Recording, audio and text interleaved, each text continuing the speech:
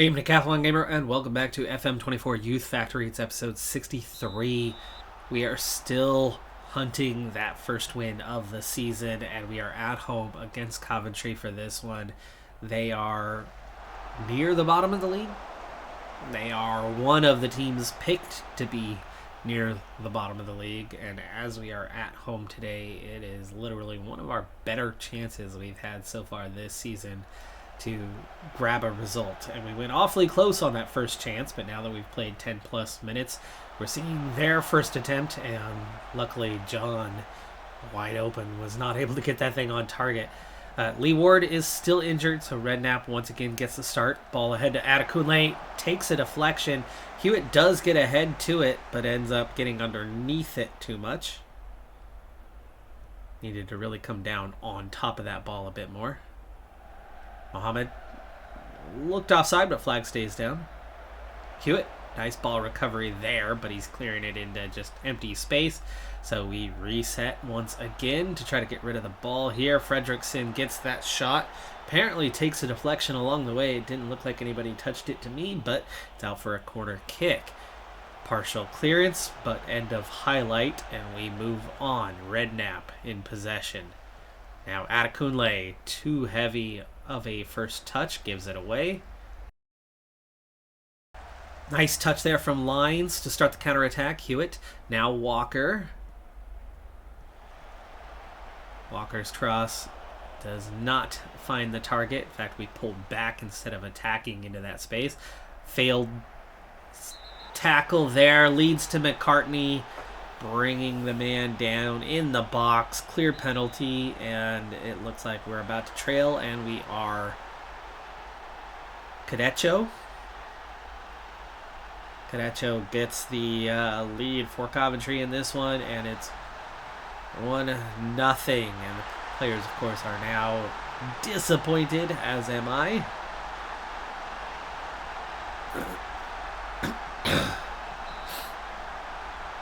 Again, a corner kick on McAllister's missed shot. This is happening way too much.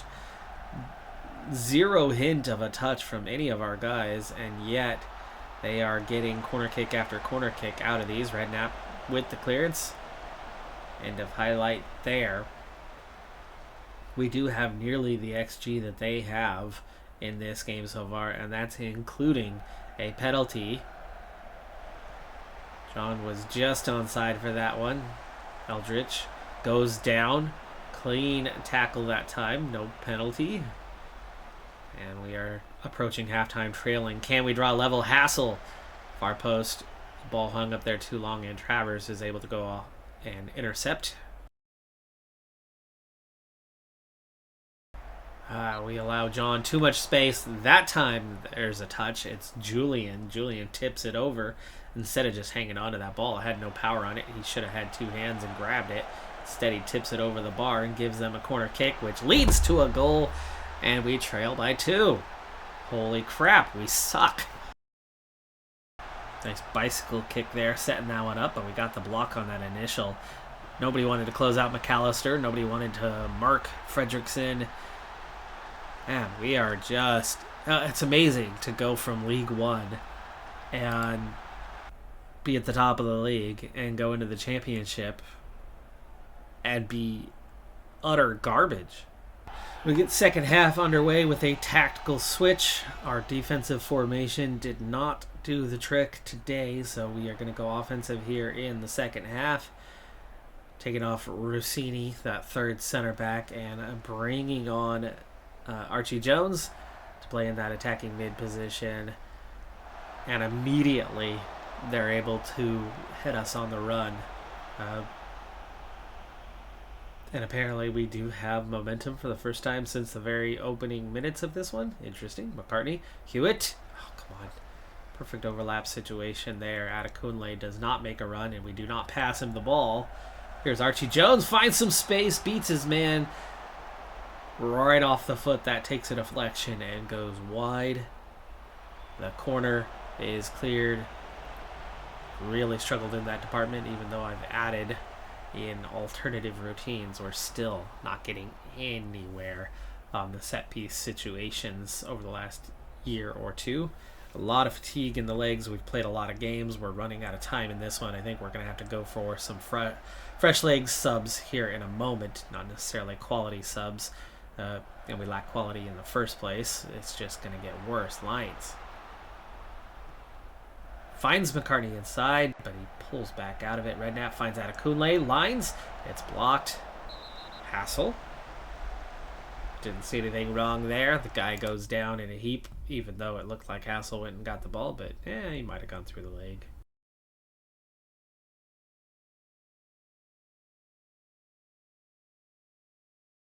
Triple subs on the way. That's 4 of our changes complete. We have 1 change remaining, but we're also down to kind of the final minutes. Need to go more attacking. Increase the tempo.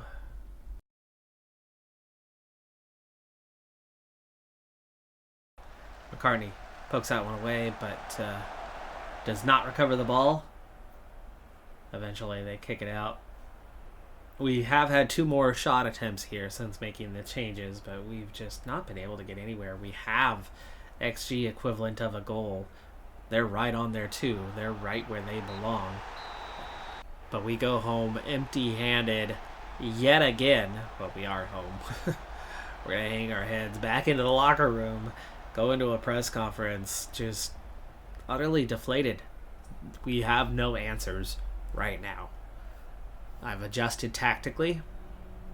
It's probably making matters worse. We've made changes to who's playing in the squad. It hasn't helped. We need development. We need time. That's something we do have a bit of, but not a lot of. If we're going to avoid relegation, something's got to happen soon, and right now we are not competitive for this level. Not everything is doom and gloom here. I've gotten my Continental B license just completed, and my attributes now look like this. Level of discipline 20, motivating 20. I think discipline was at about a 19, so it's finally hit that max number. 20 is the highest. People management close at 18, and determination at 17, and that's the way to get what we want with the board. So our manipulation of them is quite high. Player knowledge, youngster knowledge are decent. Not that they matter when we have current ability, potential ability turned on. We don't need the assistant for any of that, and we know damn well how good our players are with the nature of the series. What matters is the coaching attributes and how I can impact that. Yes, we have a staff around us, and I'm only coaching a single category, but I am the leader for that category. So the better I can get, the better we can train that one, the better we can make our players in that department. Working with youngsters only at 11. That's a real worrying one. That's coming up very slow. It did not start at a 1, where almost everything there did. Fitness started at like a 3 or a 4. It's still only a 4. That's the funny thing about all of this. I've long since moved away from that. In fact, it dropped in ability at the start of this playthrough down to, I think, like a 2. It's only gotten back to a 4. It's amazing that I can't coach fitness for crap. Anyway, tactical, technical, mental, attacking, and defending are where it's at for me. An average of a 14 across those 5 attributes is good, but not great. It's definitely not championship level, but most of my coaching staff is in a very similar state to that. What I do have is the discipline, the motivating that goes along with making me pretty good at that one still. I'm a decent coach in my one category, but not amazing. We've still got some levels to go when it comes to coaching badges. We finally have a board and are at a level where they're not afraid to give me those badges. For the longest time, even with a high determination, we had a board that was absolutely terrified of losing me to other teams, because if I had more coaching badges, other teams would want to hire me. Garbage. That was an absolute garbage statement that I dealt with for years. Former frontman Ethan McLaren is the number 10 best player in the world. The now 27-year-old PSG world-class superstar is coming in right behind Erling Haaland. 1st of December, And November was the hardest month you could possibly imagine. 4 matches, all 4 matches against top 8 sides, 3 of the 4 matches on the road, both of the top 2 teams in the table amongst those 4 matches. Not a good time when you're still seeking your first win. To make matters worse, development has essentially halted. It's stalled.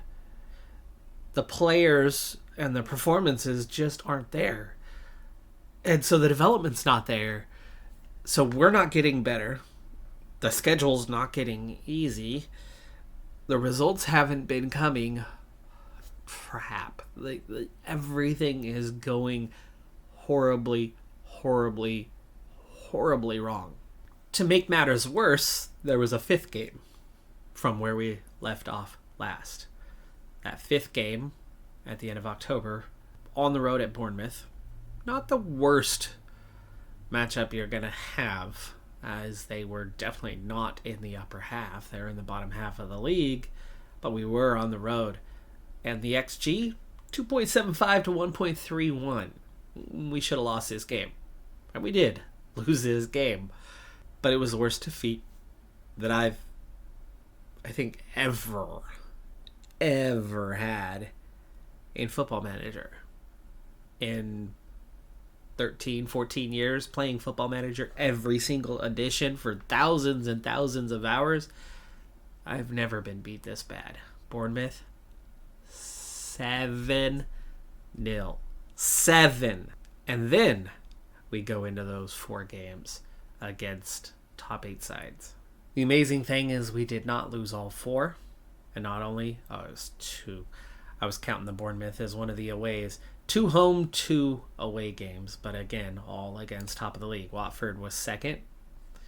Chris Webb got an own goal in the 4th minute. We didn't play as awful as we've played in some other games, but we still lost 2-0. But then we get a televised game against league-leading Derby County. Archie Jones scores a penalty early. Steve Walker follows it up with a just before halftime 2-0 lead. We see our best ratings we've seen all season, and we hang on for our first win of the year. As improbable as that result was, we follow it up with a very close 2-1 loss, very similar to what happened in the Derby game, only reverse, and then losing 2-0 to Sunderland, who, scored in the 3rd minute. So we start immediately from behind, and that seems to be a common theme of late, except for the one where we actually got a result. We got 3 points in the month, which was our best month of the season. We got 1 point in the first month. We got 2 in September. We got 1 in October. And yeah, that single victory, it's not looking good, folks. It is not looking good. There's a lot of seasons still ahead of us. We still have not entered the FA Cup, the only other competition we have going on here. Amazingly, we're still above Millwall. They have scored 2 draws in that last month plus, and that's been it. And amazingly, we're still just 3 points away from being safe from the drop, plus goal differential. We're still in touching distance of the likes of Hull and, well, Fulham. We don't really want to count them, do they? Because they have the points deduction. They're a lot further away than they seem. But QPR, Sheffield Wednesday, Ipswich Town, Birmingham City, Lincoln City, Blackburn, Bournemouth, Stoke, they're not that far away from us. Yeah, they are. Right? They are. 14 points right now is a long ways away. We've played 16 and scored just 7 points. Just 1 win. Against the number 1 team in the league. Watford have dropped to 3rd. Sunderland is right there in 4th. We all just played them back to back to back. The easiest game we've had in the last half dozen was Bournemouth, who are in the top half. So, difficult stretch, calendar-wise. There will be some easier matches. There will be more winnable matches. But right now, points are hard to come by. It took what I could only assume was a fluke for us to beat the best team in the league. Probably over-rotated their squad, and we probably got a bit lucky. The problem right now is what I needed to have happening and needed to be coming to fruition by now, by December, was rapid development. We're playing against higher competition, but our performances are so bad that nobody's developing. Our morale is so bad that nobody's developing. By the way, I held a team meeting right before that Derby game, and it did work for us. It got us that first win, finally. 16 games played, and we've won once. It's atrocious. And remember, we ended last season horribly, too. We should have won the league. Hands down, should have won the league. And we tanked so bad at the end of the season. And we went winless in the last 5 or so, or 6 or 7. I don't know what it was, but we're in the territory where we should have been fired by now. But that's not how this series is working. But holy crap. We can't even blame this on injuries. There's just a lack of quality, a lack of development. Tactic evolution is not helping us. And holy crap, Bournemouth absolutely crushed us 7-0, and I'm running out of answers because the development was the thing, right? You hold out for the development to be enough to eclipse the teams around you. Wait, here's my glass half full. We're still just 3 points away from safety. And all we need in season 1 is some development and safety. If we can survive, the development will pile on to more development, will pile on to more development, and you get better and better. League 1, we barely survived the drop, and then we turned around and got automatic promotion the next season. That fast. The problem here, the problem that I fear, is that we are stunting the development side because of just how bad we are. And without the development, survival's gonna be damn near impossible. Millwall is still doing us some big favors. We have a 10-point advantage over them as it is. And as it is, the reality is they've barely outscored us, right? They would still only be on 9 points, as it were. So right now, Millwall's doing us some big-time favors. West Brom, Charlton, Hull are doing us some big-time favors. If we can get that development going, we just need to beat 2 out of those 3 teams just ahead of us, and we survive. But we need the development to come, and that is the worrying piece. Our U18s, we're up to 4 guys in the 80s. I think we started the season with 1. They're developing. Our U21s, we started with 1 guy in the upper 80s. I think we had 1 or 2 in the lower 80s. The entire group, bar a handful, are 80 plus. They're developing, but nothing seems to have changed here. From Lee Ward and above, these guys were all 110s. They're still all just 110s. They're not increasing rapidly. McCartney might have picked up a couple of points. Adekunle, I think, has gotten a point better. But there is no rapid development happening here. Our last 5 games, where we even got that first win, right, has not been good. Average ratings, Lanahan Pedris, a 616. I've never seen a player on my roster have such a bad rating. Even when we had current ability 1 players at the start of this playthrough. Like, just insanity. Total insanity. Training ratings are there, though. Like, there's still some guys that are giving some good training ratings. Following that victory, the training ratings absolutely got better immediately. 0.3, 0.4, 0.5, half a point better per player. They need a couple of results. They need to eke out a couple of results, and the training rating will translate to development and we can get on track. What we have in December, to go with some optimism, because, that was a disaster of a stretch. Losing to Millwall hurt like hell. We're going to get them again, though, in January. Charlton Athletic, 21st. That's one of those teams we're chasing. QPR, 18th. Sheffield United, okay, that one's tough, 5th. But Blackbird on the road, Lincoln, Bristol City. We've got 2 tough matches in the month ahead of 7. We have 5 winnable matches. We're not going to be the favorite for any of them. But 5 winnable matches, there's got to be a couple results in there, right? There has to be. 6 points from 7, that would be a hell of a month for us. That would be a hell of a month. 3 home games, 5 winnable matches. I'm just asking for 2. A draw would be nice too, right? 7 points. 7 points in the month. And we've already proven that it doesn't matter who we're up against. We can lose to everybody. Doesn't matter who we're up against. We can eke out a victory even against the number 1 team in the league.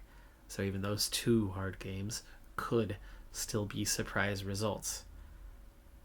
Really important December ahead of us, and that's where we're going to pick up for the next episode. I'm Decathlon Gamer. Thanks for tuning in. Like, comment, subscribe, and I'll see you next time. Have a good one. Be safe out there. Bye for now.